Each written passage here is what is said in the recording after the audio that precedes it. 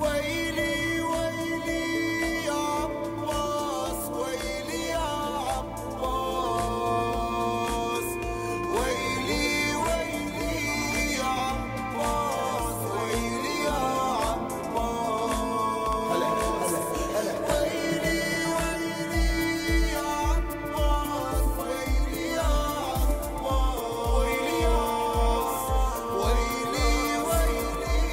يا عباس ويلي يا عباس